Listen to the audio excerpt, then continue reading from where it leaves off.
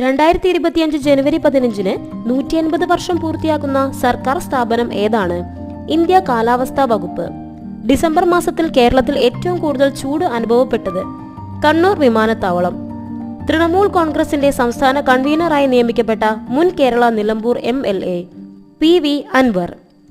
അന്താരാഷ്ട്ര നീതിന്യായ കോടതിയിൽ ജഡ്ജിയായ നവാബ് സലാമിനെ ഏത് രാജ്യത്തിന്റെ പ്രധാനമന്ത്രിയായാണ് നാമനിർദ്ദേശം ചെയ്യപ്പെട്ടത്? ലെബനൻ. പരിസ്ഥിതി സൗഹൃദ സുസ്ഥിര വികസന മാതൃകകൾക്ക് ലഭിക്കുന്ന അന്താരാഷ്ട്ര ബഹുമതിയായ ബ്ലൂ ഫ്ലാഗ് സർട്ടിഫിക്കേഷൻ 2025 ജനുവരിയിൽ ലഭിച്ച കേരളത്തിലെ ബീച്ചുകൾ: കോഴിക്കോട് കാപ്പാട് ബീച്ച്, കണ്ണൂർ അഴീക്കോട് ചാൽ ബീച്ച്.